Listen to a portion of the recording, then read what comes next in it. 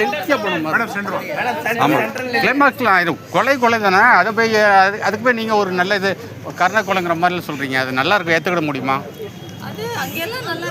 இல்லை, படம் நல்லா எடுத்துறீங்க, அது எந்த டவுட்டும் கிடையாது. பட் ஒரு படத்துக்கு ஒவ்வொரு மூடு இருக்குல்ல. இப்போ நீங்கள் பார்த்தீங்கன்னா இப்போ ஒரு ஹாலிவுட் ஃபிலிம் இப்போ ஓப்பன் ஹேமர் எடுத்திங்கன்னா அது லென்த்தாக தான் போயிட்டு இருக்கும். கிளைமேக்ஸில் தான் அதோட ட்விஸ்ட் வரும். ஸோ எல்லா படமும் நம்ம ஒரே பேஸில் பார்க்க முடியாதுல்ல. இது இன்வெஸ்டிகேஷன் த்ரில்லர். அப்போ அந்த டேரக்டரோட ஒரு விஷன் இருக்கும் கண்டிப்பாக.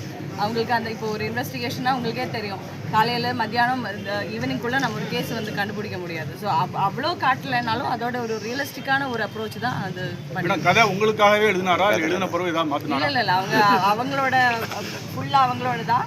அவங்களுக்கு வந்து இது நான் பண்ணால் பாவனா பண்ணால் இந்த கேரக்டர் நல்லா இருக்குன்னு சொல்லிட்டு தான் என்கிட்ட வந்தாங்க. நான் ஒரு ஃபுல் ஸ்கிரிப்ட் வேணும்னு சொல்லி நான் ஃபுல் ஸ்கிரிப்ட் படித்தேன்.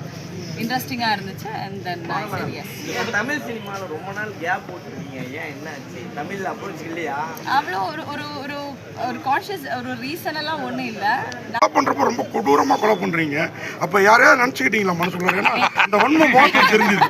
ஐயோ, நீங்கள் இந்த ஸ்பாயிலர் எல்லாம் சொல்லாதீங்க. இல்லை, இது ஒன்றும் ஸ்பாயில் கிடையாது. ஈக்குவேஷன் ஆஃப் டெத்துங்கிறீங்களா, அது உண்மையிலே ரிசர்ச்சில் இருக்கா?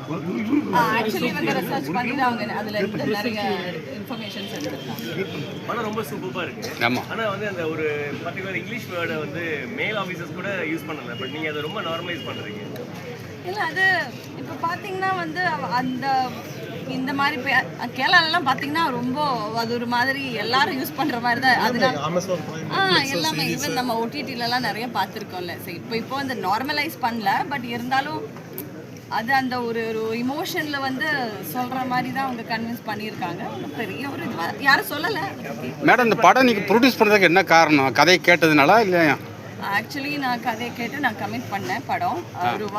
ஒரு ஸ்கெட்யூல் முடிச்சு இவங்க தான் கேட்டாங்க, இந்த மாதிரி உங்களுக்கு ப்ரொடக்ஷனில் வந்து ஒரு பாட்டாக இருக்கிறதுக்கு உங்களுக்கு இன்ட்ரெஸ்ட் இருக்கான்னு சொல்லிட்டு இவங்க அது கிளைமேக்ஸ்லாம் எவ்வளோ கைதட்டுன்னு உங்களுக்கு தெரியும். இந்த ஃபீல் எப்படி இருக்கு?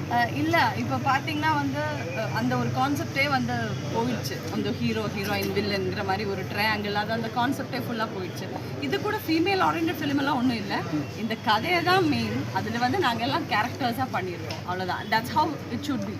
ரியலிஸ்டிக்காக ஒரு கதைக்கு இம்பார்ட்டன்ஸ் கொடுத்துட்டு ஃபீமேல் ஆரியன்டெல்லாம் ஒன்றும் இல்லை இந்த படம்.